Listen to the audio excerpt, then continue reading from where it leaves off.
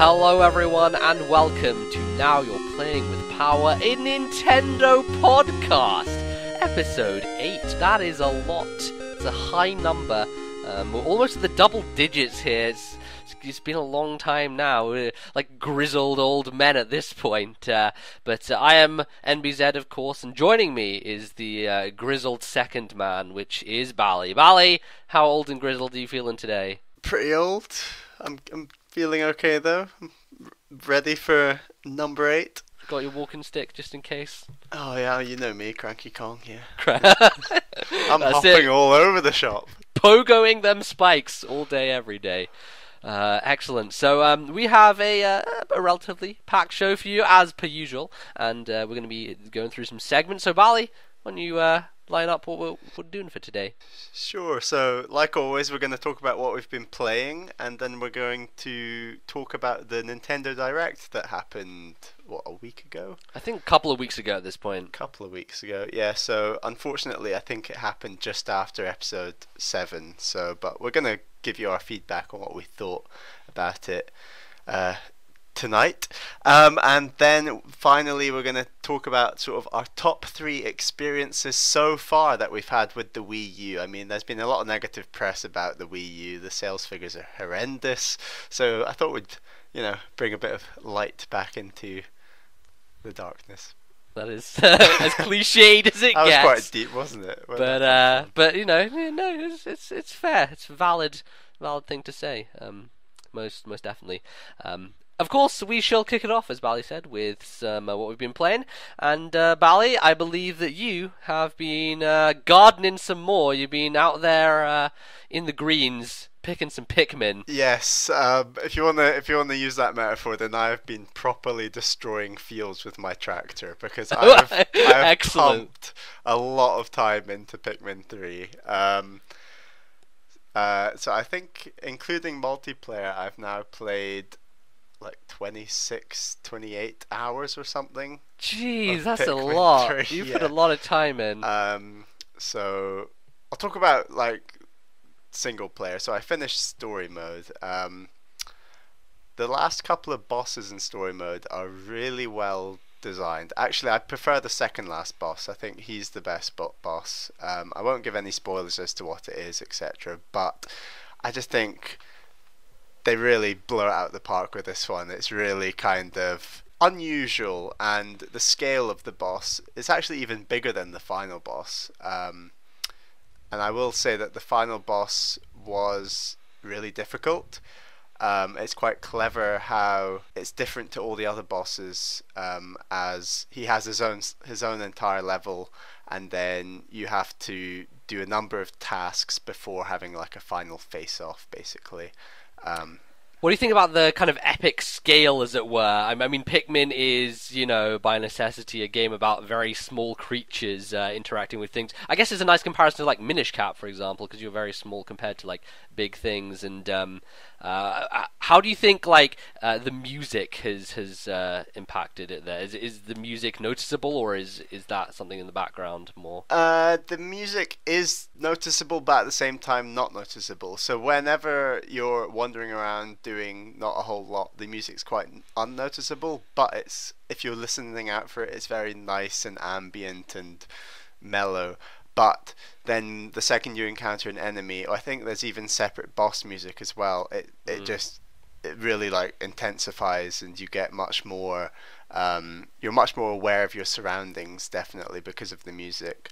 And in terms of like scale, like I was saying, the second last boss is absolutely massive. Yeah, you showed me a video of it, I believe. Yeah, I did. And compared to the final boss sort of utilizes every single type of Pikmin. Like, it makes a real effort in trying to, you have to do this one thing with the water Pikmin, this one thing with the electric, and so on.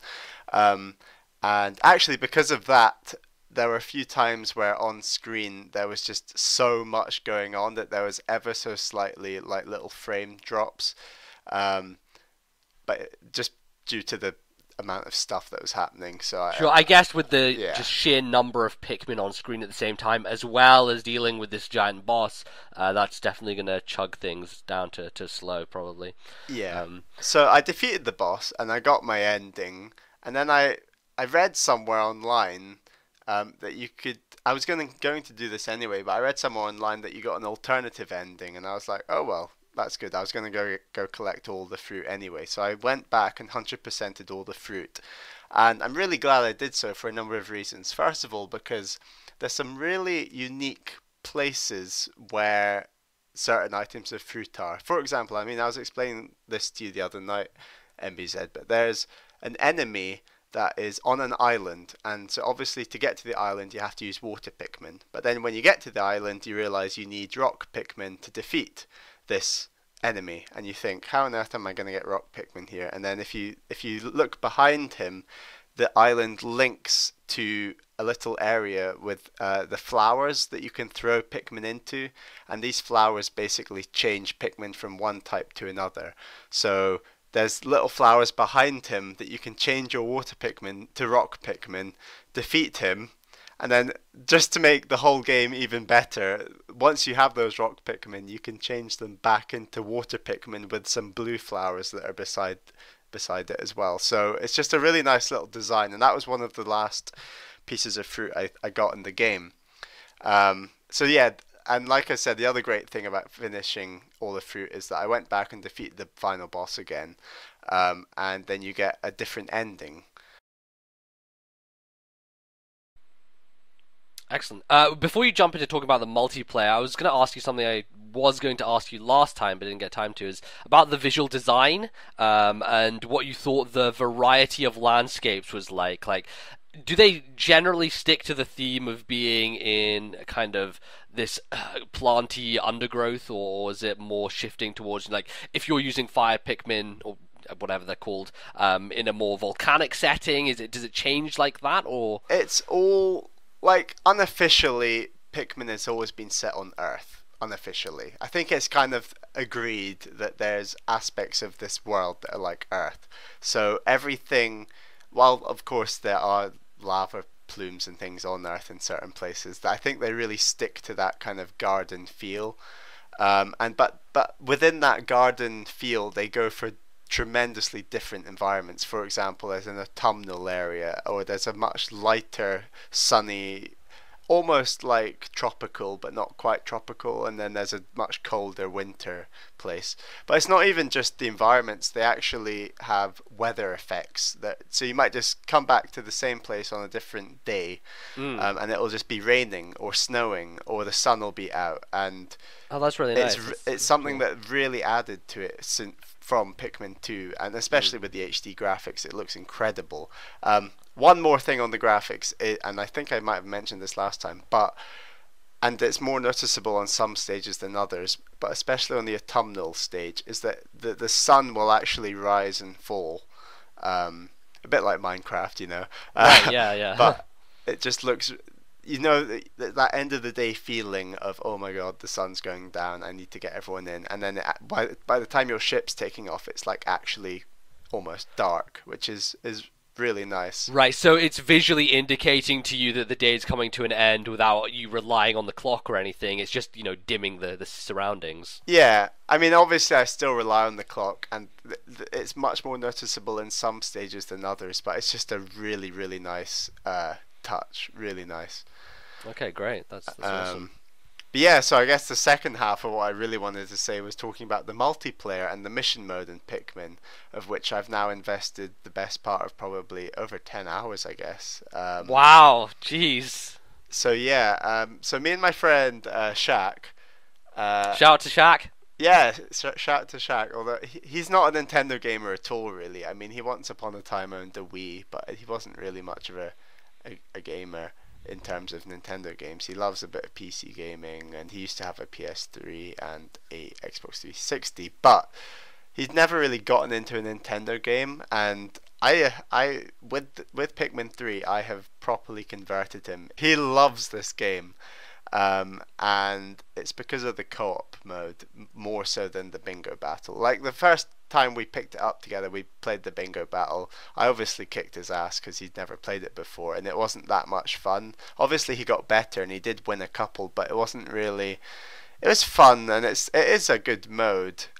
Just for people who don't know, what does the bingo battle involve? Yeah, sorry. So it's basically you have a bingo card, and on your bingo card, other than the words bingo or numbers or whatever you do in regular bingo, God, I don't even know how to play bingo.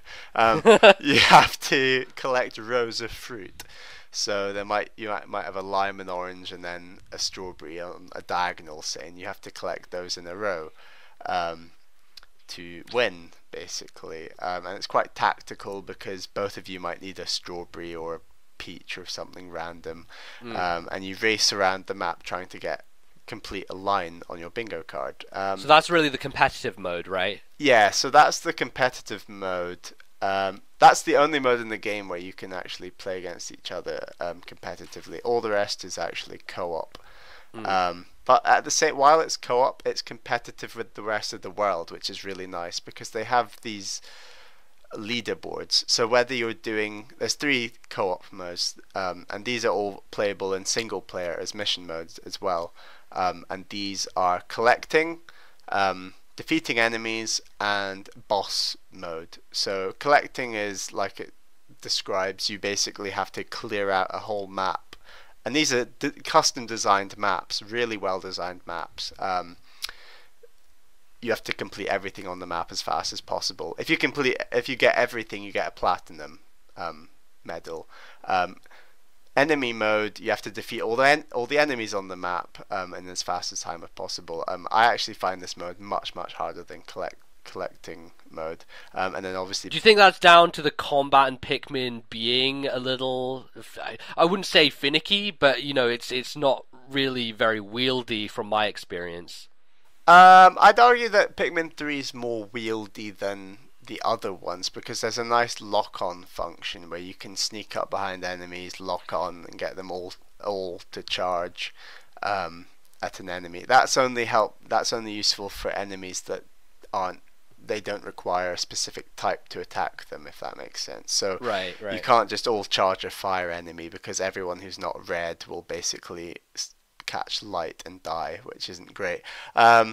So yeah, I can see where you're coming from. It is a little finicky at times, but I mean, if you play through the story mode, those are definitely skills you develop, and I'm definitely much better as a result of playing the story mode at defeating enemies than my friend Shaq is. So I think that's why we struggle, because as a team we're not that great at that yet, whereas it was quite easy to teach him how to collect stuff and knock down walls. And obviously there are still enemies in the collecting mode of the game, but I guess he let me do most of those enemies. And yeah, then there's the boss mode, which I've barely dipped into, but you can either as a single player or cooperatively face any of the 6 bosses in the whole game, just in and of themselves, and you defeat them as fast as you can, and that's it basically. And all these modes, what's really great, like I said, is that they have an online leaderboard kind of ranking thing, so you can see how you did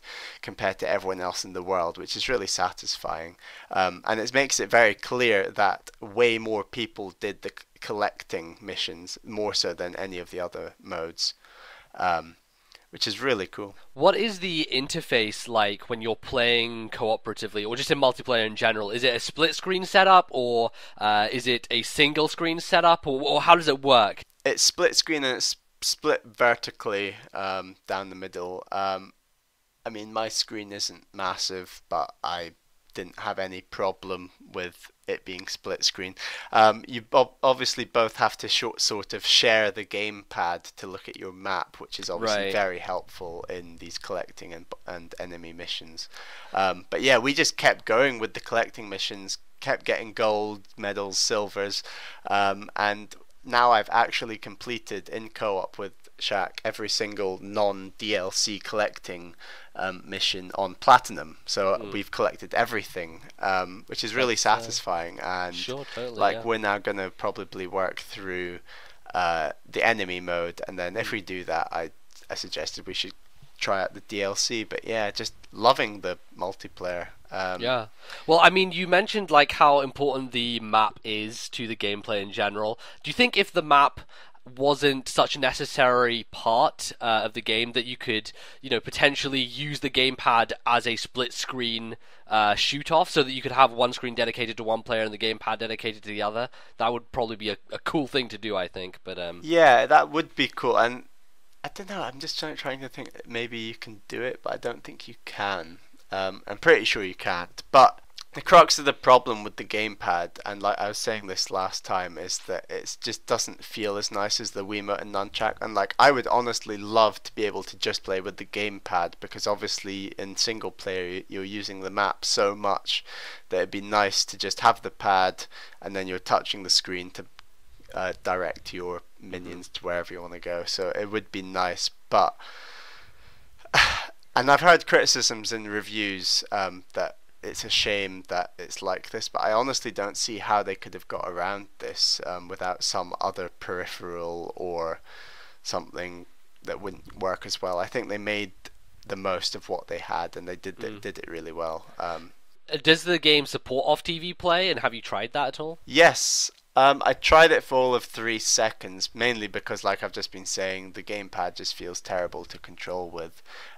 It's not terrible, but it's just nothing like as precise as the Wiimote, and because of that, it doesn't. But it is nice because whether you're playing on TV or off TV, whenever you're using the map, the game is paused. Well, in single player, the game is paused, so it doesn't slow it down in any way to pause the game on off TV play to use the map.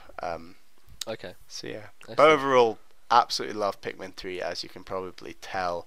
Both single player and multiplayer experiences. I said this on Twitter, but I can't think of a Nintendo game that I like more in both single and multiplayer mode than Pikmin 3. It's that good. It really has surprised me, and I'm going to go back to all those mission modes in single player as well. So. Sure, forward to it. Probably the DLC after that.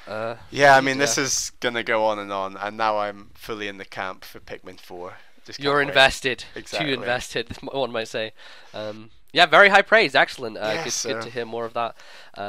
So I guess. What have you been playing? Yeah, we can move on to me. So I've been playing the new Hotness. Which I don't get to do a lot, mainly because I don't dive into all the AAA third-party games which come out straight away. But this is different because it's a beta, as they say in the Americas. Beta. Sorry? Beta.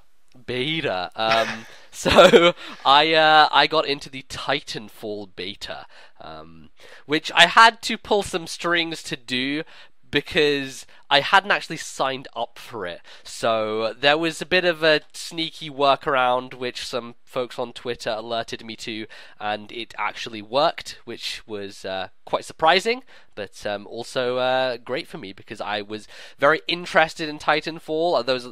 I'd watched a lot of coverage of this stuff leading up to the beta beginning, and I was eager to jump in. Now I should begin this by saying that I am not a first-person shooter guy at all. Like, I generally disdain the genre, and I'm not good at it. I generally just suck. I bought Modern Warfare 2 for PS3, like, secondhand, just because, you should probably own at least a COD game to find out what it's like, and I did, and I inevitably was terrible at it. But it was cool, and I did, to a degree... Did you play any of the single-player on COD? I did a little bit. I did like the first 2 missions. I was like, this isn't really worth my time. So I didn't bother with it. But I jumped into the multiplayer and got my ass handed to me. But I did kind of get that sense of like why people love this kind of progression. Because what they do in the multiplayer space with shooters these days, and this is something that was basically brought in with Modern Warfare, the Call of Duty 4, which implemented this RPG system online where you would gain experience for every multiplayer match you took part in, and that experience would then level you up and unlock you new guns and new perks and grenades and all that kind of stuff, and allow you to customize your guy even more online and keep you invested, because if you're changing all the things you're using, then it's satisfying. And Titanfall is very much based on that model of using the experience system and jumping into matches. and getting some kills and leveling up, and I really felt that satisfaction to the point at which when I hit max level, which in the beta was 14, I kind of didn't want to play much more of the game. I mean, I was really enjoying it. I'd had my fill. I had played like 6 hours at that point, and I was truly invested into it. But there is something to be said about that RPG progression that hooks you in, and when you're getting to a point where your experience isn't actually giving you anything because you've hit the cap, you're kind of like, well, I mean, I'm having fun, but I'm not really going anywhere. I'm not really progressing. So I think that's something which the final game will obviously fix, because there won't be a cap, which is so low. But you've said already that you're really bad at first-person shooters. So correct. You're dropped in, on your, well, you're not on a Titan when you start, are you? You're dropped in on foot. You're in and amongst the bullets and the lasers and the Titans and everything. Did you not just get destroyed? And if you did, yes or no, like, did this affect your enjoyment? So Titanfall is very different when it comes to enjoyment. Or is this the one that you can do? I think that this is the multiplayer shooter that will honestly allow people who aren't really into the genre to still have a really good time. And it's for a few reasons. The first reason is that the game mode that they were playing, or that they debuted, which is, I guess is going to be one of the main ones, is called Attrition. And this isn't like traditional team deathmatch, which is just player versus player. This is player versus player, 6 versus 6 people, but you also have AI-controlled enemies on the map. So there's always like this sense of lots of people running around, and you always have someone to aim at and to shoot at. And more than anything, the AI are pretty terrible. And the good thing about that is there is a satisfaction to shooting things online. And no matter what you shoot, whether you think it's an AI or whether you think it's a real person, you still get that satisfaction loop back to you. And the fact that those guys are there and that they are so easy to kill means that people who are terrible still get that enjoyment and get that satisfaction of one-upping someone, even though they aren't really an actual individual. Of course, when you kill a proper person, that's elevated even greater, because you've got a gap between the skill level. But yeah, I think that's a really huge factor. The second factor for me is the brand new weapon they've implemented, which is called a smart pistol. And they do quite a lengthy tutorial before you actually get to hop into the online, as it were, where they explain all this stuff to you, and they explain the smart pistol. And you get to this area where you're on a ledge and you see 4 enemies down below, and you have the smart pistol in your hand, and what the smart pistol does is it locks on to all 4 enemies at once and holds it, and you just click the trigger and all of them die instantly. They're all dead at once, and it's such a cool feeling. And the great thing about it is because it auto locks on, it means that people who are terrible at aiming, like myself, don't have that issue. So I can literally run around the map and get like 3 or 4 enemies in my visual, and if they're AI, I'll shoot down 3 at once. If it's a player, then you have to keep the lock on for a bit longer, because of course it would be too easy for the lock-on to last as quickly on the AI as it does on the player. So you do have to kind of chase people around and make sure you keep it held, but once it's set and once it's locked, you just pull the trigger and bam, that's a one-hit kill. They're dead, which is awesome. So because of this new awesome gun, do you think that it's just kind of made you better at this game than you would have ever been at Call of Duty, and as a result you kind of feel like you're in there and amongst the better players of the game? Or did you still feel like, wow, there are some guys out here who are miles better than me and they are showing it, kind of thing? I feel like that gap was less so. I mean, partially to do with the fact that this beta was open to a lot of people, and so you may not... I mean, you may get a lot of people in there trying it who may not necessarily be first-person shooter fans, like myself, and so it's much more of a diversified crop than you would usually find in a hardcore online scene. But I definitely think that because I have that weapon, it allows me to concentrate on different aspects of the game. Like, I'm really bad at looking at my map and finding out where people are. Like, when someone shoots, they'll pop up on the map as red, so you know their location, some enemy troops. And so you really need to pay attention to that, and I never do. Like, when I played COD, I had no idea. I was running around blindly, shooting if I saw a thing. Like, if anything moved, I just shoot my gun, which is bad. So it allowed me much more to concentrate on that aspect of the game. And it also, I mean, Titanfall's really cool because of how much it emphasizes platforming. And that is something that I don't know a huge amount of people have mentioned, but I know everyone loves like the wall running stuff, but just the platforming in general, because you have a double jump, you're able to wall run and side hop between walls, and movement is so much easier, which is so, it's such a revelation. Like, it makes it a lot easier to get around and to get out of situations that you'd be stuck in previously and have no cover or whatever, and move. So it's fantastic. So here's the crucial question. I'm sure everyone's dying to know. Have you been converted? Have you decided, you know what, I'm actually going to get this game when it comes out in, what, like a month, is it, or something? Yeah, it's actually, I think, the 13th of March. It's like a couple of weeks, 2 or 3 weeks. Oh, wow. Yeah, so, it's very close. What do you say? I think I will. It's really, like, it's unprecedented, but I've been fully hooked in. I haven't even talked about the Titans yet, which I probably should do, because that is a big aspect of the game that's also a huge amount of fun to play with. So the Titans control very differently, obviously, to the pilots. They are slow, and they're bulky, and they can take a ton of hits, but you need to be protective of them as well. So you basically have a shield, and once your shield depletes, then you're basically under fire, and you can be taken down pretty quickly if someone knows what they're doing. Either by pilots on the ground, because each pilot has access to an anti-Titan weapon, or by, opposing Titans.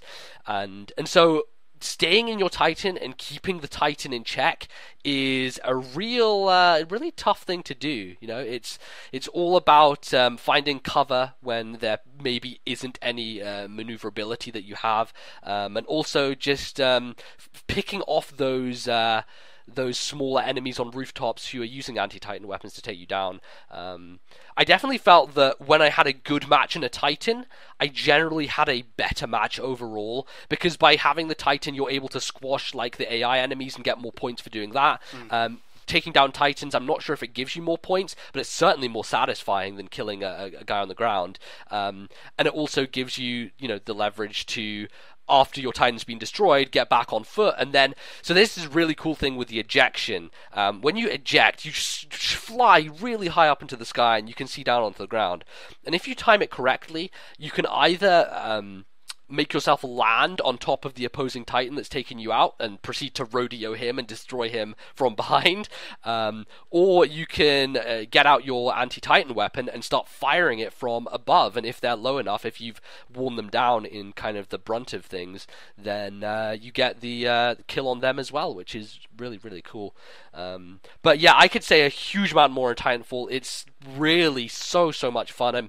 I'm disappointed the beta's ended, but I had my fill of it, and I played a huge amount of it, and I will certainly be talking more about it when the full game releases, so I guess we'll wait for that. Nice. One more thing that I should probably mention, I'll maybe talk about it more next week because we have lack of time here, but I have been trawling my way, and I emphasize the word trawling my way, through Mario and Luigi Dream Team Brothers, which is a 3DS game and Mario and Luigi RPG. This is the fourth in the series, and it's an RPG. It's long, it's trying, and it has bullshit touchscreen and gyro controls shoved into it. Oh my god. And they stick it all at the end. They do. I played this game for like 26 hours, and I was like, oh, I'm near the end. I'm like, but Pokemon's coming out, and all this stuff was coming out at the end of the year, and I was like, I'll just leave it. I'll come back to it. So I chose now to come back to it, because not much really else to play. And I do, and I'm like, okay, yeah, pretty close to the end. I should be done by around 28, 29 hours. Guess how many hours I have now logged into this game? Can take a stab? 30? Little bit more. Try 37. Oh Um, my god. so me thinking I'm at the end of the game 11 hours later, and I'm just now at the final boss. There are 3 final bosses, the first of which is utter bullshit and based around this stupid touchscreen gyro control mechanics that I have no idea why they shoved into the game. It's cool once, but the 7th time you do it is just infuriating. I really, I don't want to be super negative on this game because at the base mechanics, I really enjoy it. Like, I like the active battle system. It's turn-based, but turn-based so much in the fact that you're able to dodge enemy moves by not platforming, but by being active. Like, if you see a fireball coming towards you, you hit jump and you dodge it in the midst of a battle. It's not like Pokemon where you sit there and take the hit no matter what. You are involved, you're actively involved. I really like those, and I think the final 2 boss battles are just the main RPG style ones, which are great. So I will push through that. It's been a long trying experience, but I am right at the end, and I would have finished it if I hadn't had so much work to do this week, but that's the case, and I will finish it off for next week, and maybe I'll talk a little bit about more of the positive aspects, but I'm just kind of in a place right now where I've beaten a stupid bullshit boss, and I don't have positive feelings, so maybe I'll have to come back and give those later. But there you have it. That's too long for like a game for me. Like 36. I mean, and here's the thing, because the other Mario and Luigi games don't suffer from this just added padding. Like, there is so much padding, it is unbelievable. The final castle, you're like, okay, I'll get past this area, and then the boss. Oh no, here's another bullshit area, and then no, do this 3 more times, do this 5 more times, and it just continues, and it's like padding. It's all just experience grinding and pointless puzzles which aren't even that difficult. It's a real nuisance, and they could have cut 10 hours from this game, and it would have been fine. It would have been perfectly fine, but I guess that's what they did instead, and there you go. Oh, so well. that will wrap up what we've been playing, and we will return after this music break with some of the Nintendo Direct reactions, some coverage of that, and our thoughts. So don't go anywhere, stay tuned. Get the box of tissues.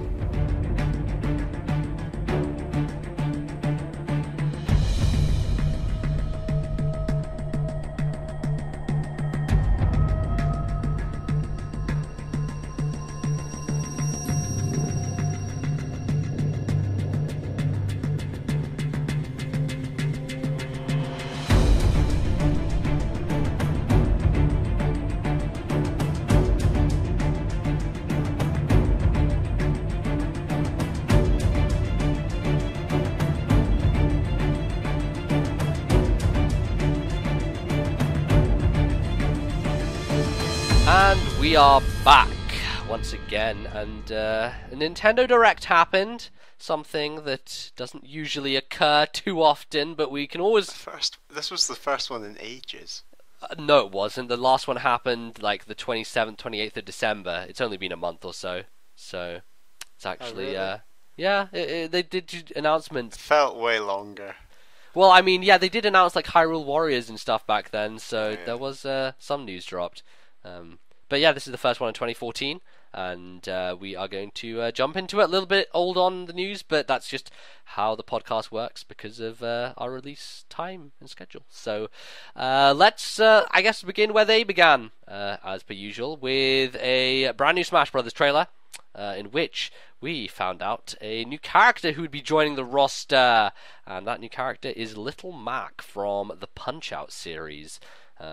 A surprise, to be sure. Not a huge one, I don't think, because some kind of leaks have been floating around, and people have been saying that potentially, there's the boxing ring stage, that was a hint, and people are thinking maybe he would be in it, but he is fully confirmed, and he looks really awesome. Bali, you psyched to be using Little Mac in Smash?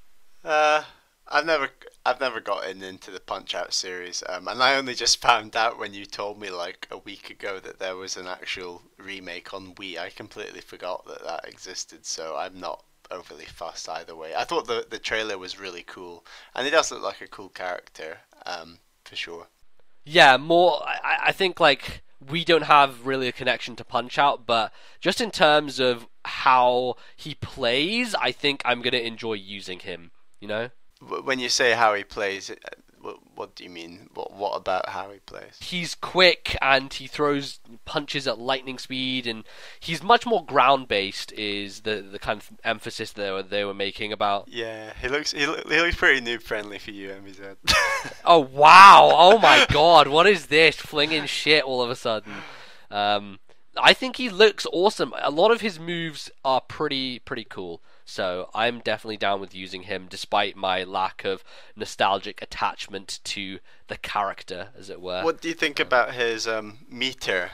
It's suggested that the meter, when it's full, if you connect a punch once it's full, that it's like a home run bat, that there's no recovery. It's basically a guaranteed kill. Yeah.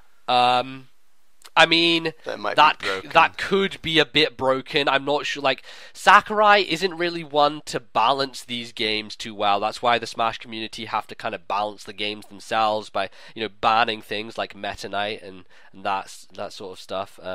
One thing that this channel I watch on YouTube called Game Explain was talking about was that one way they thought he might be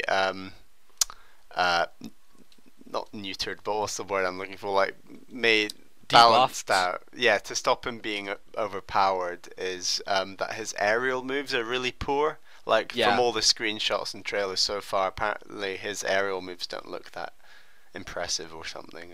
I don't know. Yeah, so if he's trying to get back from off the ledge, he's going to have a very hard time doing it. So it seems like that may be his downfall. Yeah, and like his recovery up B is terrible as well. Like, it's a bit similar to Mario's up B in that it's too vertical and doesn't come across enough. Totally, yeah. So yeah. Yeah, well, I mean, he's a nice addition. It's always nice to have brand new characters added to the roster, and I'm not complaining. I think now with Diddy Kong we're up to something like 25, 26.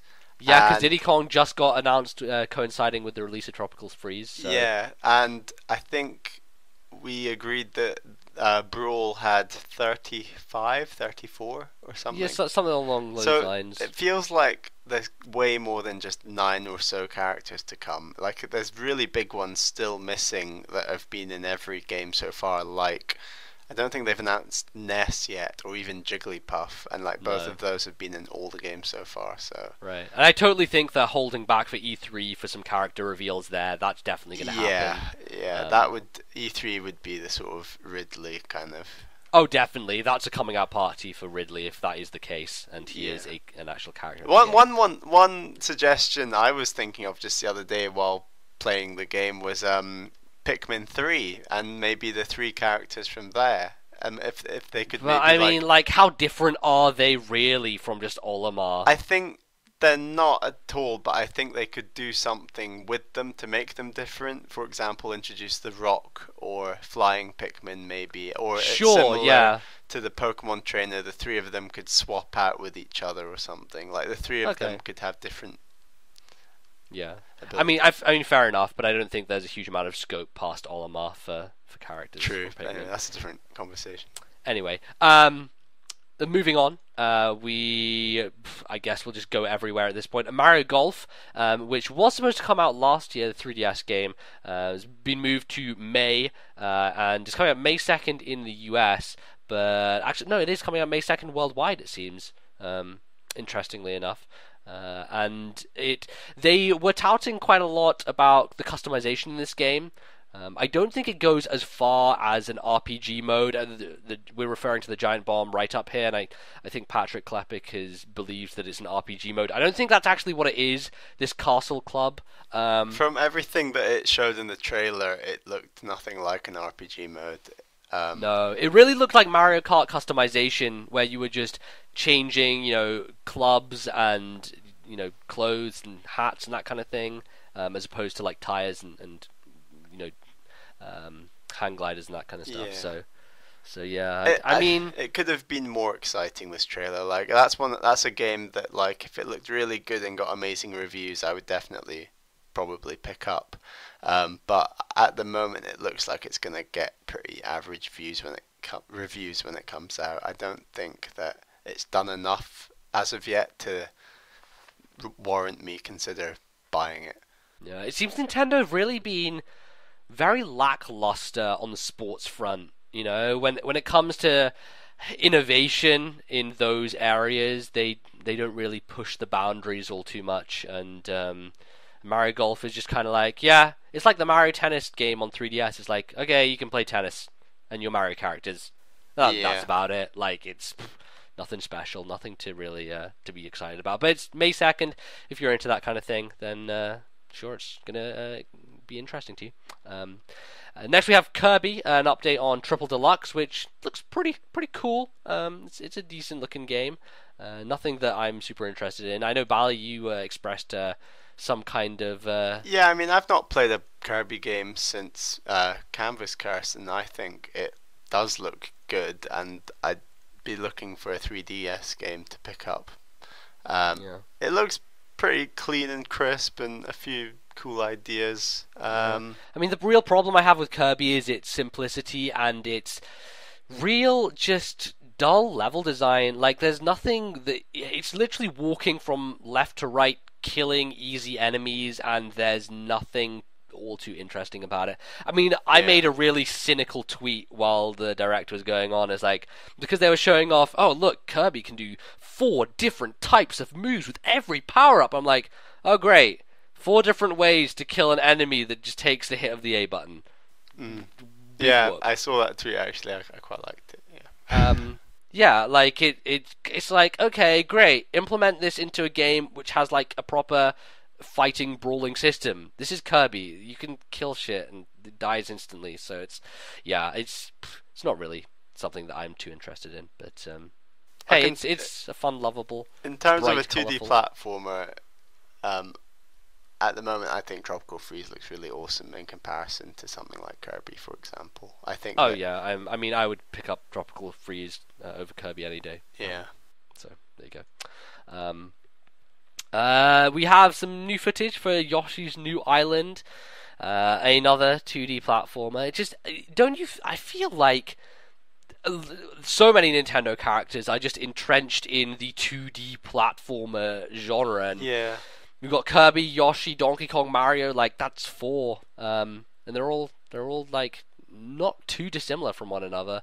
Yoshi's New Island isn't looking that much better than it has in the past. I really despise this art style. I think it's pretty horrible looking, and I am not a big fan of the gameplay of Yoshi's Island to begin with, so not on my radar, and I'm pretty sure that the reviews are going to be pretty harsh when that game comes out, just judging by what we've seen so far. Any thoughts, Bally, there? I mean, I like the original Yoshi. Well, the one I played wasn't even the original. It was the original GBA version. Sure. And now I have it on my 3DS, which I should play soon. But I do like that game, but I agree that this just doesn't look that great. You can tell that they've done really obvious things to make it look as similar to the original as possible, but at the same time the art style is so different that it really just isn't looking that exciting. And I agree with you that there's just too many of these Nintendo characters that are stuck in the 2D world, and it'd be really nice, apart from Samus obviously, and then who's just dropped off the face of the earth.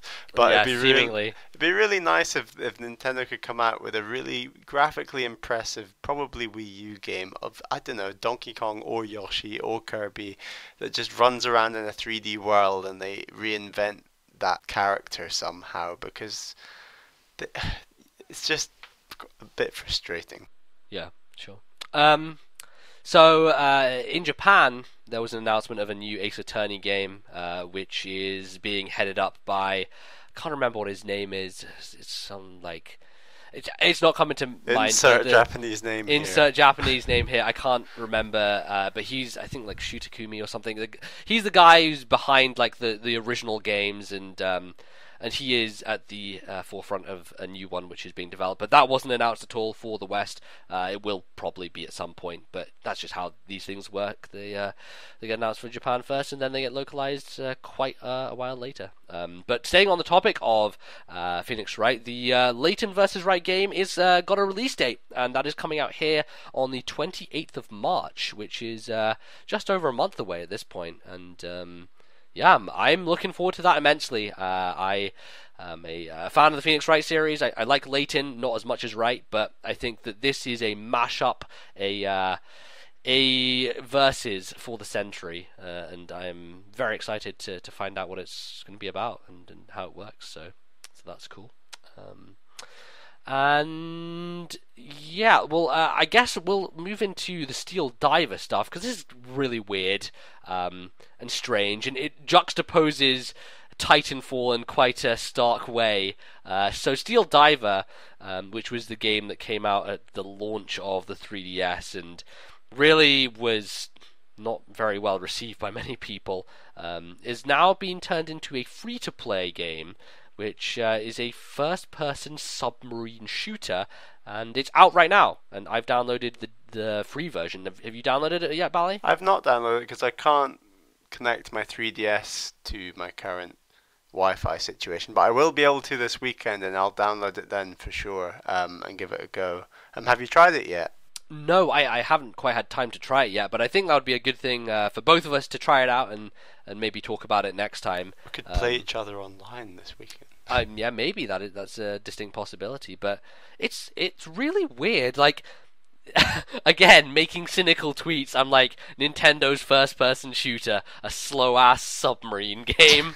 Like, this is like the way that they approach popular genres is just it's almost just laughing at the the tendencies that other companies fall into and being like, look what we're doing instead. This is just weird and random, and Nintendo.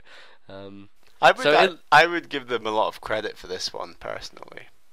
Well, it depends how good it is, right? That's neither true. of us have tried it. We don't know how it plays and what it's going to be like. And they're very wary around free-to-play. Like, I believe Iwata made a statement during the investor call where he was like, free-to-play games, or as we like to call them, free-to-start games, like kind of cynically jabbing at all these mobile developers and the way that they treat the model. And and now they're revealing their own one. Which, to be honest, like, I wouldn't even call this free-to-play. I would say that the version that they have made free is really a glorified demo.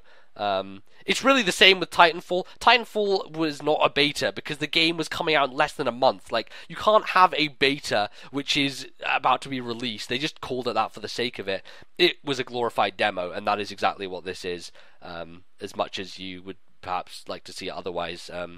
But the nice thing about it is that they give you full access to the online, even in the free version, which means that you can play other people, which is, it's nice. But I know your tweet was kind of like, oh, slow ass first person shooter. That's the way Nintendo go when they try and do an FPS. But I love the idea that they're trying something new and different, and that, I mean, who's done like a submarine first person shooter game before? Like, no one. I don't think it exists until now. Exactly, and it's just a really nice idea, and I mean, just because a game's slower, I don't think will make it any worse necessarily. No, that was just my instant cynicism. I true, do agree with you. I do agree with you. I think that it could be quite strategic. Right. This is the thing I love about Nintendo, is that they take things which are accepted and then they just put their own weird twist on it, and you're like, okay, wow, I didn't think about that approach, and maybe it works, maybe it doesn't. We'll see how this one shakes out, but it's certainly nice to see something interesting like that, so we'll see. Next thing is a Pokemon game, which I literally couldn't give less of a fuck about if I tried my hardest. But at the same time, although I agree with you entirely that I don't give a crap about it, it's a nice little game that will sell perfectly well to some degree, and it's a nice idea that to put it out there, make a bit of money, and move on, sort of thing. I mean, it's what they do. It's like they take a well-known franchise and they put it in a very simple game, which is a match 3 puzzle game. It's like Candy Crush and Pokemon in one. I mean, that just has to sell well, you know? Right. Well, I mean, it's good for their digital store and their digital offerings. They did this with Dr. Luigi, like the NES remakes, like these very easy to develop, or at least ostensibly like easier to develop than full titles, and just they'll sell to an audience who likes that kind of thing, and fair enough. So, I'm not holding anything against them for releasing it, but Pokemon Link Battle, that's 13th of March, that's coming up pretty soon, and it's, basically a match 3. Not that there aren't a million of those already, but if you like Pokemon and they added some collecting aspect to it, then, go ahead, dive into that. Also, I'm not sure if this was announced for the US, but certainly for Europe and the UK, Monster Hunter 4 Ultimate was announced to be released on 3DS in early 2015. And that is going to do pretty well. I would imagine Monster Hunter is super popular in Japan. Not so much here, but there's definitely a following. And from what I've heard... It looks like they've changed a lot. You can climb up stuff and jump on them from angles and... fly, I think. Not fly, I don't know. Can you fly? I can't remember this trailer. I honestly don't know. But, 8.4 have been talking about it because it's been out there in Japan for a long time, and they're very positive on it. So, I mean, maybe I'll jump into Monster Hunter. I don't know. It's not really the sort of thing that I go in for, but... It's not the sort of thing you can jump into. No, it's certainly not. That is very true. You have to crawl along the floor for miles to get into. Exactly. So if I want some masochism, then maybe we'll hit that up. We return to Nintendo Pocket Football Club, which is this little eShop game that I believe was released in Japan a while ago, and we talked about it before because they showed it off, and nothing I care about, but Bally may have a mild interest. It seems like they don't have like all the licensed players and teams, so I don't see what the appeal would be.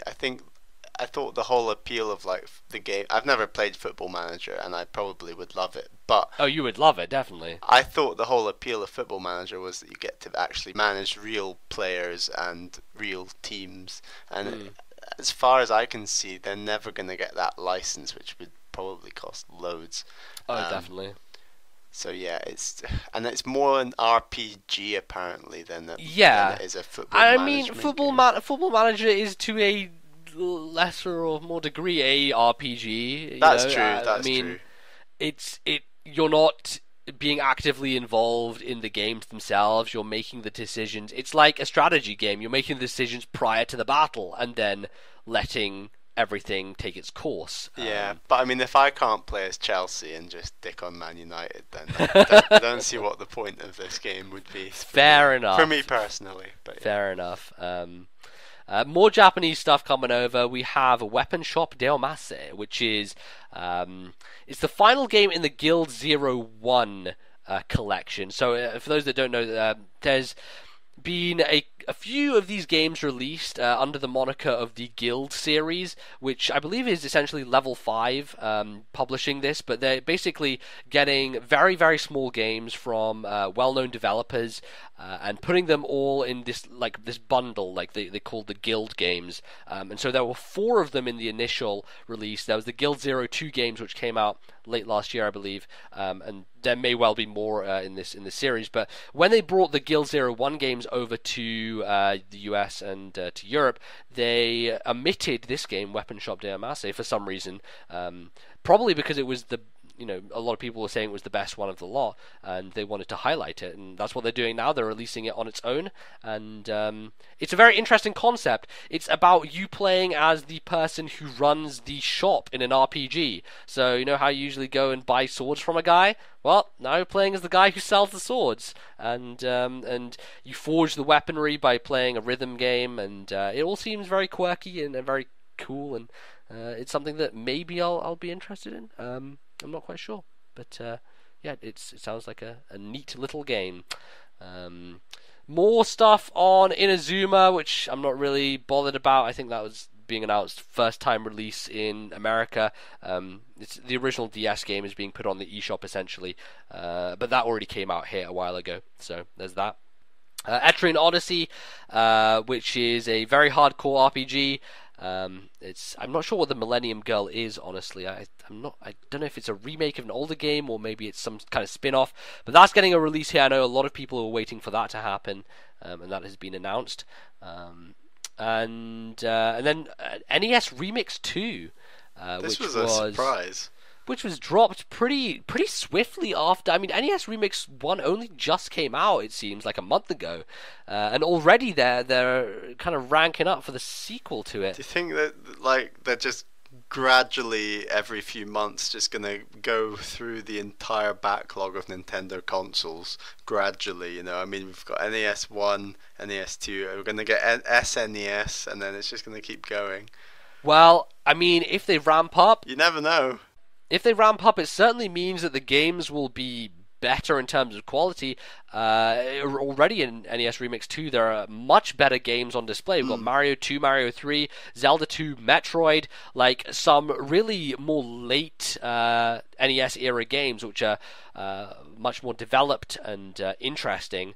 So, I mean, yeah, I mean, if they continue doing this and then transition to Super Nintendo Remix, then I'm on board with it. I'm even tempted to maybe pick up the second one just because it has a much more interesting and diverse lineup. But that's being released on the 25th of April. It's not quite the same as the bombshell they dropped the last Nintendo Direct where they're like, it's available now, go buy it. Yeah, I'm surprised they didn't play that card again. Like, and here's NES 2 Remix. If they were to play that card again, it would have been in the next Nintendo Direct around April time. But I feel like they wanted to... Yeah, they could have done that. Well, I feel like they wanted to capitalize on the people who really enjoyed it and to get them hyped up for another one, and to be like, yeah, let's just get the news out. There was no time to be an NES Remix fan before it even came out because it just came out. So exactly. So now people are anticipating at least. We had a nice announcement, which... You got your wish, NBZ. Again, seems strange, but... We now have a 2D Metroid on Wii U. How good is that? I mean, it is like my favorite game ever. Don't deny it. We have a 2D Metroid on Wii U. I can't deny it anymore, no, but... Actually, there's been a 2D Metroid on Wii U for a while, so... Anyway, GBA games coming out on Wii U, not on 3DS, which has got certain parts of the internet in quite a kerfuffle, but they did say in the past that GBA games were coming to Wii U, so we should have expected this to be re-announced, as it were, and they are coming in April, sometime in April. 3 have been announced so far for UK and Europe, and I believe those are Metroid Fusion, Mario & Luigi Superstar Saga, and Yoshi's Island Mario Advance 3, which, to all intents and purposes, is the inferior version of that game. A lot of people swear by the Super Nintendo one, which I do believe is the better one, and they refuse to release that. Instead, they keep releasing the GBA remake, which gets a lot of people angry, but... You know, it's long overdue. It's on the wrong system, but at least they're doing something, right? at least they are releasing GBA games. I mean, when Advance Wars comes out, I will happily download that. I just feel like it's going to be a long, painful journey before it comes out, and I'm worried about how good they look on the big screen. But it may not be as long and as painful a journey concerning Advance Wars because the Japanese GBA release did involve Advance Wars 1 and 2, and they would be sold as a dual pack together. So you buy it and you get both of them, which would definitely please you, I feel. Yeah. And yeah, just the fact that those have been announced for Japan lends credence to the fact that they may come out here much sooner. Japan also getting announced WarioWare, Golden Sun, F-Zero, Mario Advance 2, like a bunch of stuff. And we get 3. And we get 3. Just the way it works, isn't it? Unfortunately, it's just really random logic as well. Like, why not announce GameCube games for Wii U? Why GBA? Because GBA is a lot easier to do. I think true. GameCube if games. It's so easy to do. Why can they only announce 3 games? Well, I mean, they recently announced how much trouble they were having getting DS games onto Wii U, and they finally figured it out. I can understand that though. Well, just from like, a mechanical perspective of. Right, well, I mean, we don't understand hardware engineering or software. Like, no, we have I'm just talking zero about idea. the face value. How does which screen is which? Do you hold the pad sideways or not? Right. That kind of logistics. That any but I mean, Joe like, on the street can. if they are having trouble getting DS games on Wii U, then GameCube really seems like a bit of a stretch at this point. I definitely hope they figure it out, but they're taking their slow ass time, for sure. But I'm glad that they're there. At least it's something. Yeah. So there you go. And then we have 3 big Wii U games, 3 big hitters, which hopefully all out this year, though. Which all looked really good, I must say. Looking great. So Mario Kart. New Mario Kart 8 trailer, in which they revealed the Koopa Kids, who are going to be all playable, all 7 new characters at once. It was during the announcement where he said, we've got some new characters, and not going to be the ones you expect, and I was like, yes, Link is going to drive a Mario Kart. Like, yes, it's going to happen. And then I was like, oh, God, never mind. Whatever. The fucking Koopa Kids. I mean, like, we're from an era where the Koopa Kids essentially mean nothing to us. We didn't grow up with Mario 3. They're in Mario Bros. U. Yeah, they are, but I mean, bosses, like, there's no nostalgic connection there as far as we're concerned. They're What game were they first in? Mario Bros. 3. I believe so, and there was also stuff like a cartoon that involved them. So if you were of the age back then when you were watching a cartoon involving the Koopa Kids and also were playing Mario 3 for the first time, I could see why you're excited about this, but for people like us, it really is of no consequence. But the thing about this trailer I was more excited about was the general visuals and the tracks. Like, you think it looked better than the last one? Miles better. Like, they've redone Grumble Volcano, which is a great example from the Wii version. Right.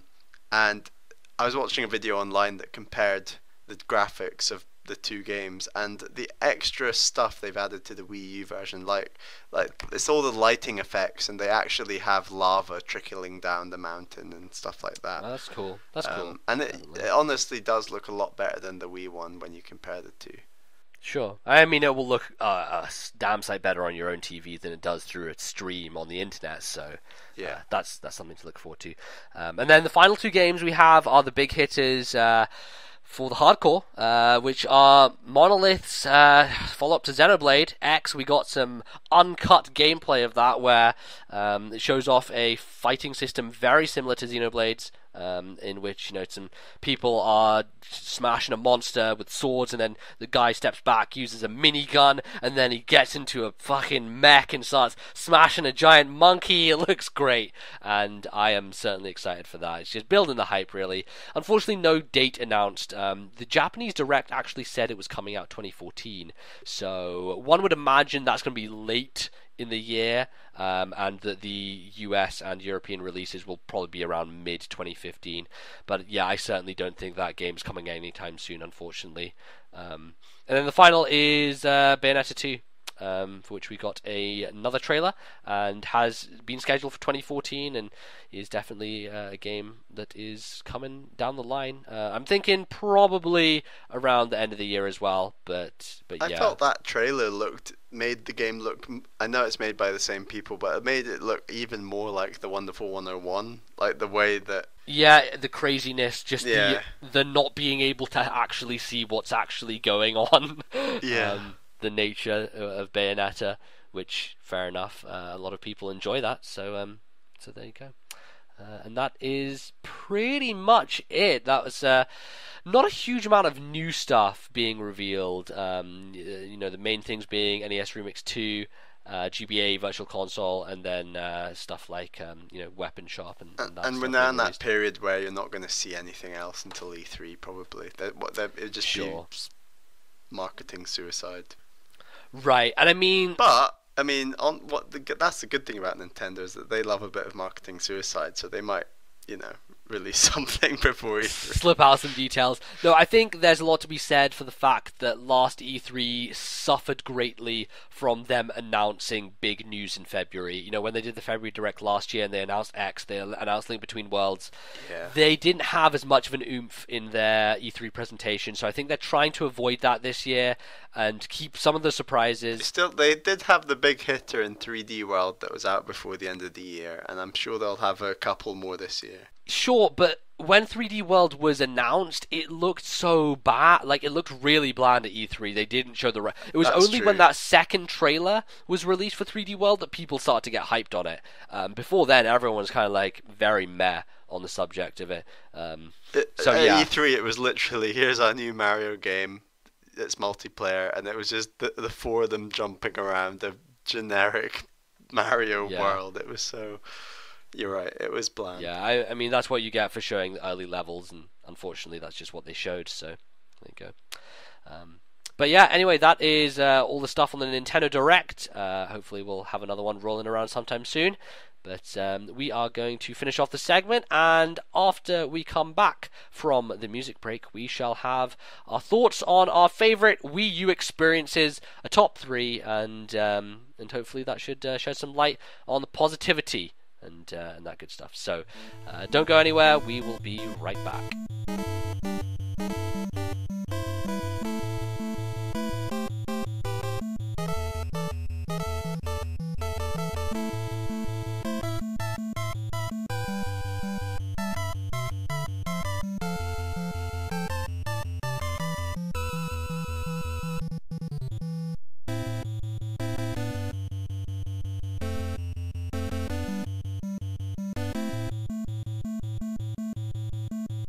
Alright, and we have returned for our final segment this week, which, Bally, why don't you go ahead and explain this thing as you came up with it? Okay, so there's been a lot of negative press about Nintendo just now, and how the Wii U is failing miserably.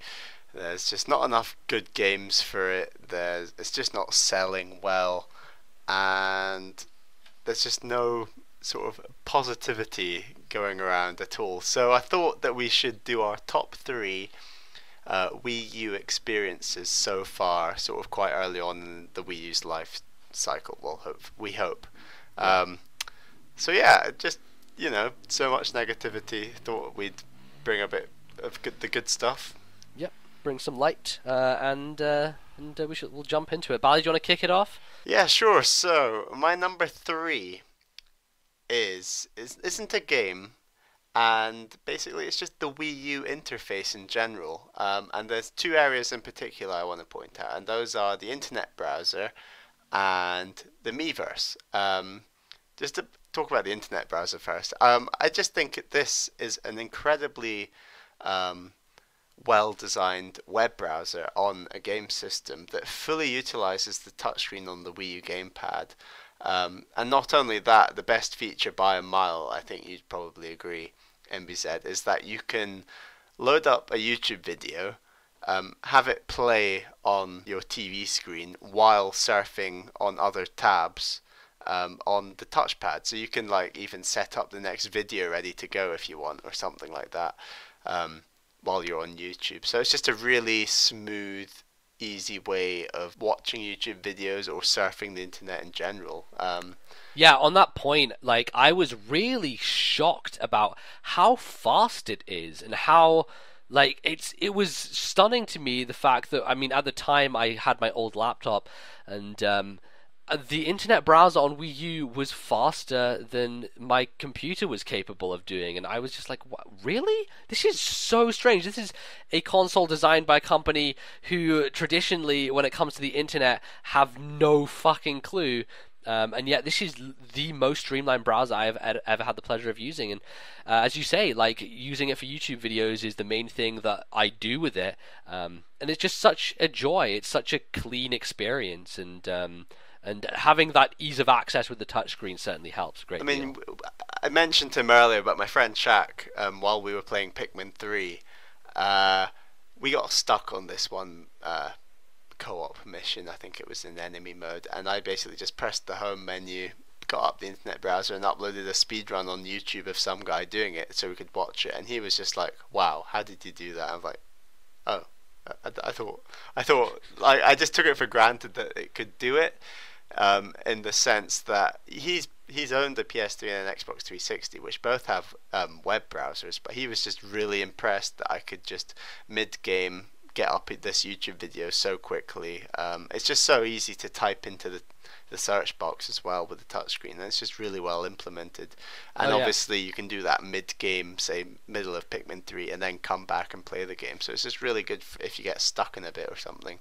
Totally. And yeah, the other part of the interface that I love with the Wii U is Miiverse. Now don't get me wrong, there's plenty of room for improvement, I would say, with Miiverse, but I think it's a nice little something that everyone wasn't expecting when the Wii U was announced. It was a really big surprise, I'd say, that there's this community that you can post randomly, and that's my downside, is that it is a bit random. But overall, it's really nice that you can take a screenshot of any game, not even games that have specific cameras such as the Wind Waker or Pikmin 3, but any game you can just take a screenshot and post it and say something stupid about it. And as silly as that sounds, it's something that they utilize very well, and it's nice that people can follow you and you can get comments and things. Yeah, it's a neat little feature, and I'm glad that it's there. And follow me, Miiverse, you know, Ballyman91. Yeah, always looking for the followers. Getting in those plugs. Exactly. Gotta do it. But NBZ, what's your number 3? So my number 3 is a experience that is synonymous with the launch of the Wii U, and that is Nintendo Land. It's a game which you don't actually own because you didn't get the deluxe bundle. You instead opt for the basic one. I actually have a code for Nintendo Land that I can give to you, but because you don't have enough internal memory on your Wii U, you cannot unfortunately download it unless you get a hard drive, which probably need to sort out at some point. But I probably should get one if I'm gonna maybe get the Pikmin 3 DLC. Totally, I would all have to these say. Game Boy Advance games. Oh, I guess they won't take up much memory, but yeah. But still, it's nice to have the ability to do that. So Nintendo Land, amazing. I mean, it's really underreported how good the multiplayer is in that game and how much fun it is.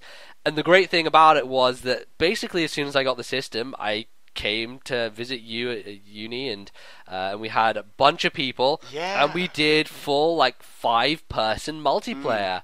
And I cannot understate the fun and the accessibility and just the crazy stuff that happens in that game. There's so much good stuff. And we should emphasize that most of these 5 people weren't massive gamers. No, it was definitely not. My friend's girlfriend, some other guy who's not really into video games, and just the 5 of us just sat down, and we must emphasize the 3 specific games that I think are the best, and I think you'd agree, are Luigi's Mansion, Mario Chase, and Animal Crossing, all the games that asymmetrically use the gamepad the most. Right, so the ones where one person is playing a different role from the 4 other players and chasing them down in 3 very different ways, although the premise is, similar. And we just had a blast, continually. We played a stupid amount of that game in that session.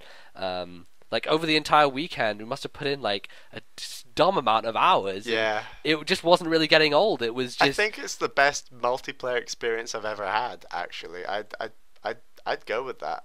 It is really high up there, for sure. It is just... It's just so unexpected, and especially given the way that they really ham-fistedly explained the Luigi's demo at that E3, and everyone was falling asleep and no one was like, what's the point in this? You really understand when you get to playing that game the fun of it, and just the anticipation, especially in the Luigi's Mansion one, because you can't see where the ghost is and it's just going to creep up on you and kill you, and you're just like, nah, shit, it's so much fun. That was our favourite. Definitely was Luigi's Mansion. Oh, definitely, easily, by far.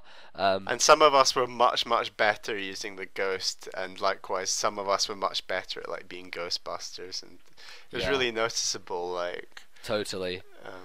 yeah. Good And I mean, like, that's not the only good thing about Nintendo Land. That's certainly the best thing, I would say. Yeah. But there are some cool other things. You know, the Metroid and Zelda games are nice. They're much more for people like you and I to play together. I certainly think that the other people who were with us wouldn't be as into those games because they require a lot more dexterity and they have much more complicated mechanics.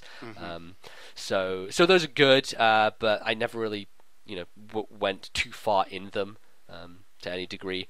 But the single player stuff that I really enjoyed was a single game. It was the Donkey Kong Crash Course, and I love that. I think that's so much fun, and I really got down to a point where I just perfected my run, and it was just it's so satisfying. It's such a satisfying game. It uses like all these aspects of the gamepad, all the buttons, and the gyro and everything, and it's awesome. It's so much fun. Like I consistently was using my gamepad downstairs while people are watching TV, just chilling with DK's Crash Course and trying to better my score and get further and further, and finish all 4 levels that they had to offer, which it's so good. So there you go, Nintendo Land, my number 3, and a fantastic Wii U experience. Bally, what about you for your number 2? So yeah, my second best Wii U experience so far would have to be Nintendo's biggest game from last year, and we mentioned it earlier in this show, but Mario 3D World. It, like, as much as there's criticism that it's not quite innovative enough, I still really, really love this game, and by the fact that I decided I was going to complete the final couple of levels, I think just shows that how much I liked this game, that it really, for me, I'd have to put it even above Galaxy. Like, if I had to go back and play, I would, but if I had to go back and play a game start to finish, I think I would have to pick 3D World over Galaxy. Well, that's just because you want to get all the stickers from all the characters. Oh, no. I mean, you know what I mean. But yeah. I think the music was fantastic. They really did actually put effort this time into creating new music. That was one of the main criticisms people had of 3D Land, was it's just using kind of very familiar stuff and nothing too interesting. But World definitely upped the ante in that department. It felt like there was like these music themes, that there were these a number of different kind of jungle levels that had the same music, for example, and like that jungle song, I don't know if you know the one I mean, but like it was just really, really good. Like I really liked that music, and the main theme of the whole game isn't that bad. It's okay, and I know you might disagree with me on this one, but I really liked the catsuit. When I saw it at E3, I couldn't have cared less about it. But once I was playing it, every time I was playing that game without the catsuit, I felt like, oh, this would be so much easier if I just had the catsuit. You kind of felt naked, as it were, right? Exactly, yeah. And I really felt like, to some degree, I mastered the catsuit, and I was able to control like the 8 directions it can diagonally jump in and stuff, and especially the dive kick that it can do, I think, is the coolest aspect of it. I know everyone talks about climbing up the walls vertically, and that is nice, but for me, it was that extra dive kick, and it makes it easier to defeat enemies. You can plan out your platforming better. And I know you weren't a big fan of the catsuit, like I said, but No. I just had those issues where I just feel like I didn't do what I wanted it to do, which was unfortunate. I think a lot of what hurt my impact of this game was the pre-release stuff that they showed with the trailers, which was like 10 things about Mario 3D World that will be amazing. And I watched it, and I was like, oh, that's cool, that's some cool stuff. And then I got to the game, and really past that stuff, there wasn't a huge amount of innovation in any area, nothing that really, stood out to me. So I thought the final boss was. I feel like that didn't really affect you as much, because you didn't remember what what stuff had been shown. So, for example, when you got to the Mario Kart level and these other things that they talked about, I feel like the impact was probably greater for you just because of that, forgetting. I sort of saw that trailer once and I watched it once and that was that, and I never really thought about it again. And you're right, I didn't really remember much that was in it. I remember parts, and they obviously came up when I met them in the game, but I honestly think that parts of the game, such as the final Bowser battle, were really innovative, and the fact that they have so much game after the Bowser battle was nice. And especially two things was, one, the Toad the Toad discovery levels, what are they called? Sure, Captain Toad. Captain Toad. I love those levels. I mean, there's not enough of those in the game. I think there's only about 6 in the whole game. A lot of people have suggested that would be a really cool eShop title. Just release packs of levels for Captain Toad. Yeah, I mean, I don't know if I would go that far as to buy something like that, but I loved that it was just this extra little thing in this game that was a bit different, well, a lot different. And I also really, really liked they're like called something houses where you do lots of stars in a row. Yeah. I can't remember their names, but no. So yeah, you have 10 seconds or whatever to get the green star, and you might have to do 10 in a row. Well, I think it started at like 5 in a row, and then by the end of the game, it's 30 in a row. It's just insanity.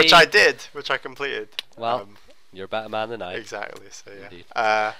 But overall, yeah, definitely a great experience that I've had on the Wii U so far. Like, it just made, while playing this game, you were like, wow, I'm really happy I did buy a Wii U, because this is the kind of thing that you can't get anywhere else. And certainly. Yeah. Excellent. So my number 2 is going to have to be not Mario 3D World, because that doesn't feature, as you can probably tell. It's going to be a different platformer, one of a more 2D nature. It's Rayman Legends. Rayman Legends. Let me tell you about how I fell in love with Rayman and how he wooed me into buying this game. Because, to be honest, I wasn't all that interested in playing this series. I call it a series now. I guess there are 2 games, Origins and Legends. But I didn't have a huge amount of interest in them until the Steam sale, where I picked up Origins, and I was like, you know what? It's real cheap. Let's give it a bash, see how it is. And I loved it. I thought it was fantastic. Like, Origins is an amazing experience for me. And literally because of that, I bought Legends on Wii U. And, I could have got Legends on PS3 for cheaper. I could have got Legends on Steam for cheaper. But I dedicated myself to buying the Wii U version specifically because it was the platform it was intended for in the first place, and because it had all of the features that the other platforms just didn't offer. The touchscreen controls and just the ease of access. Doesn't it have Mario and Luigi suits as well? I mean, it's a nice bonus. I wouldn't buy a whole game for it, but have you unlocked those? I have, yeah. I've got both of them. Nice. I played with the Mario suit for quite a good deal of time. And it's fun, it's just this weird thing that Nintendo games really is crossing over with other games. It's happening with Sonic, it's happening in other areas, and Rayman certainly has that in it as well. But it's just such a tightly designed, challenging, rewarding platformer, and a lot of the reasons why I didn't perhaps enjoy 3D World as much are things which they do better in Rayman Legends. There is no live system in Rayman Legends. When you die, you go back to the nearest checkpoint, and each level has multiple checkpoints. And they're not afraid about doing that. It's not like it's something that you should be considering as making the game easier. Because it really doesn't. It just means that you get to have another go at a tough platforming section. And had they made you die constantly and go back to the beginning of the level, I certainly wouldn't have enjoyed it as much as I did. But because they have, that ability to just die and start straight back again, they can ramp up the challenge to a much higher degree. And therefore make you feel much more satisfied upon completion. A lot of the time in 3D World, I felt that, I would get to this point and I would die at it consistently, and I'd be like, oh, great, I have to go through all that bullshit again to get right to this point and then to die again instantly. And there's only one checkpoint, and the levels are a little bit too long in my opinion, but Legend just had it right on cue. They just knew exactly where to pace them, and I loved it for that. And there's been a lot of mention of Rayman taking up the moniker of Sonic, as it were, in terms of like a speed-based game, because so many of these levels, and the ones that are my favorites really, similar to the ones that were in Origins, are based around perfect precision platforming, nailing every jump, running at full speed, and just that kind of concentrated momentum, which is it's executed excellently. I really enjoyed it. What about the music levels on it? Those are definitely the better parts of the game. Like, those are like the upper echelons of how Rayman goes. I loved those levels, and there weren't enough of them. That was my complaint. Like, that was the problem I had, is they were so good. I wish they would do more. And I understand that they have to get licensing to some degree, even though they don't use the original tracks. They use just kind of weird Rayman singing along versions of the music, which is interesting, but it fits perfectly well with the level, and those are absolutely fantastic. Now, I didn't have a huge amount of time to play the co-op, but the touchscreen levels are okay. I definitely feel that they would be better in a co-op setting, and I unfortunately didn't bring Rayman with me over Christmas, so we didn't get a chance to play it multiplayer, but I still hope that we can do that at some point, and I would certainly like to play the co-op of Rayman, because it is so much fun, and it is such a cool game. I definitely like you to have a bash at it, so there we go. Yeah, it's actually only 17 quid, I think, on Amazon UK right now. Is it really? Wow. I think so. Now, Bali, I know you're interested in Donkey Kong Tropical Freeze, but in all honesty, I would recommend Rayman over Donkey Kong in a heartbeat. Just my 2 cents. So, there you go. Okay. Alright. I'll probably get both eventually, maybe. I don't know. Mayhaps. Indeed. Well, my best experience on the Wii U so far, it's you can probably predict it. Pretty obvious, and I talked about it so much already on today's pod, and that is Pikmin 3. Indeed. Don't know what more I can say about this game. You kind of put yourself in a corner, right? Exactly. You've talked to death about it. Like I said, in terms of gameplay, graphics, music, that extra like Nintendo originality, this is just so much better than everything else that I've played so far. Do you think I would have a good time with this game? Yes, I mean, I think it was a mistake for me to lend you Pikmin 2 in the knowledge that this game exists, because I think this game it's just so much smoother and nicer to play than Pikmin 2. And you'll enjoy it way more because it just looks better, sounds better. Like I said, the gameplay mechanics are smoother, the co-op's great, the mission mode's great, the bingo battle's good fun. No, I think that at some point you should definitely give this a go. There was that thing on the Nintendo website where for a brief hour or hour and a half they accidentally cut the prices of the digital games down to like £8, and Pikmin 3 was there at £8, and I could have bought it, but I didn't take the plunge, and I doubt that I will ever be able to buy Pikmin 3 for £8, at least in the near future. So I guess I kind of missed out on that opportunity.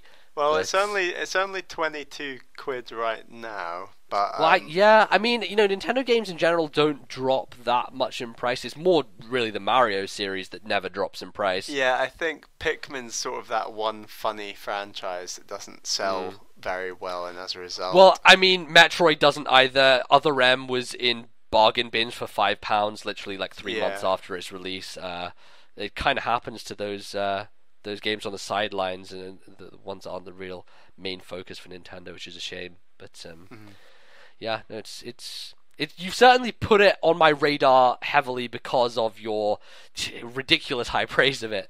So you didn't really talk about the DLC levels. Like, how invested do you think you'll get into those? Well, much like what I've been doing the co-op with Shack, I would just download them and we'd play through them, and that's about it. There's not much. I mean, I presume they'll be much tougher than some of the levels that we've played through so far. In particular, there was like a Christmas tree stage in the co-op that took us absolutely ages to do, and when we did it, we were just ecstatic. So I think that there will be some really tricky levels in the DLC that I'll definitely consider picking up. Excellent. Great. I'll probably have to get a hard drive at that point. Yep, indeed. But yeah. There you go. So I think your number one is quite unexpected, but yeah, go ahead. So my number one is Trine 2 on Wii U. And you probably didn't think that I would say that, but there are a few reasons why I think this is my favorite Wii U experience. So at the launch of Wii U, there wasn't much to play. There was Nintendo Land and that New Super Mario Bros. U, but I wasn't interested in New Super Mario Bros. U because I'd just been burned by the 3DS one, and I was spiteful and hateful and didn't want to buy it. So I thought, you know what, there's some cool indie stuff on the eShop. I bought Trine 2 on PC, on Steam, like a while before then because it was stupidly cheap in a Steam sale. Even though my PC couldn't run it at the time because I had my old crappy laptop, it was kind of insurance for when I would buy a machine that could handle it. But I was like, you know what? I want to play this game. I've heard so many good things about it. And I think that, they could probably have made a good version for Wii U. And especially because this is a game that works well on PC, owing to mouse control for a lot of the actions, that they transferred a lot of that stuff to the touchpad. And essentially making it just as easy to control as it would be to control with a PC, which I definitely appreciate because, ease of access and everything. And so I really went heavy in this game. I played a huge amount of it in a very short space of time. I went through the entirety of the main campaign, and then, because it was like a special edition, it had all the DLC on the package as well. So I went straight through the DLC as soon as I'd finished the main campaign. And I didn't get everything, but it's definitely like a game that I would go back to. And it's just this incredible physics sandbox where almost anything is possible. Like, you see something that's high above you and you're like, okay, let me stack this box on top of this log and then kind of subtly move it a tiny bit so it swings onto this ledge, and then I'll use my arrows to shoot up there to drop that thing down and get my wizard to hop on top here and get to that thing which will lead to this. And it almost seems like you can do anything. Like, there are no restrictions. And I would be very surprised if people playing this game figured out puzzles in similar ways to one another, because there is so much leeway and so much room to do different things. And the real reason why it was so good on Wii U was because not only of the touchscreen, but because of off-TV play. And I was playing this downstairs in my family room with a TV on in the background and just chilling there, using the wizard to make boxes and popping them up. And really, as gorgeous as this game does look, because it looks amazing on the TV screen, I basically played about 70% of it just on the gamepad. And it really makes a huge argument for doing that, because if you are playing on the TV screen, you're going to be constantly looking down if you're using the wizard a lot, which I did, to make boxes. And so you're kind of distracting yourself a lot of the time, because you're constantly looking down to make the box and then move it. Because if you're kind of blind, it's kind of that Kid Icarus effect almost, where you're not looking at the bottom screen, you're only concentrating on the top, and your fingers are working independently of that. But it's a lot harder when it's maneuvering individual items as opposed to just moving a reticle around, because there's not that instant feedback as in that kind of game. And I just loved immersing myself into this platformer. Who's it made by? It's made by a company called Frozen Byte. I believe they're some kind of Nordic studio from like Finland or somewhere. I'm not quite sure where they're from. But they did such a good job on the port of this game, and I adored it. And the great thing about it is they implemented online multiplayer with voice chat. Like, this is, this small indie company doing things which Nintendo find almost impossible. and I didn't really get to do that, but that's something that I hope in the future may happen if you purchase it at some point along the line, Bally, because I think you'd really enjoy this game. It's just a whole lot of fun. And, not only that, but it offers a variety of controller options. You can use the Classic Controller Pro, you can use the Wii U Pro Controller, the gamepad, the Wiimote and Nunchuck. So many options, and because it is a single screen game, you're not split screening it up when you're playing locally. You are all focused on the same area, and just amazing. A gorgeous looking, fantastically designed, amazing game. And it was kind of my first use of posting screenshots to the Miiverse. That's another major aspect, because there were points in this game where I get a little bit stuck, and I would be like, okay, I'll use Miiverse and ask someone what I need to do in this area to get this thing. And literally, like, within instance, people would reply, because it was just by launch, people were playing the game, and a lot of people were buying it because there wasn't much else to play. And, loads of people were responding to me, and I'd get instant feedback, and the entirety of the experience was just sublime. So, it's an amazing game. I would say if you have a Wii U, get it there. But if not, the PC version is definitely up to snuff, and you'll have a great time no matter what. So there you go. Well, I think we've proved that there are some incredible experiences to be had on the Wii U. I hope so. Exactly. So. I hope so. Yeah, go out and try these games we've been suggesting. I mean, they are good. So. They are endorsed. Most definitely by us. So, and anyway, that is going to bring us to the end of the show for this week. Thank you very much for listening. We didn't get to listener mail, but we will be back with a vengeance, answering your questions. So, as always, be sure to send your feedback, questions, anything you want to say to us, to the email address, which is Belly. NYPPQuestions@gmail.com. I was gonna go for an Australian accent there, but I held myself back. Like, it just would have been too embarrassing. Well, I didn't mean to slip into one. It just kind of happened. You don't want to know what mine would have sounded like. But anyway. Well, maybe one day. One day. Indeed. So before we go, let's plug ourselves. Bally, where can you be found on the internet? You can find me at Ballyman91. That's BALLYMAN91. And I've been tweeting a lot about a game that I've just ordered.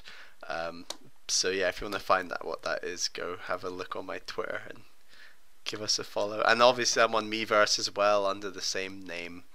Yep. So if you want to know what Bally's going to be talking about in the next episode, then you can go follow him on Twitter, and maybe you'll get a clue. So, you can also follow me on Twitter at Lordnbz, and on Miiverse, Lordnbz as well. That's going to close out our show for this week, but as always, thank you very much for listening. We will be back, and until next time, goodbye. See you later.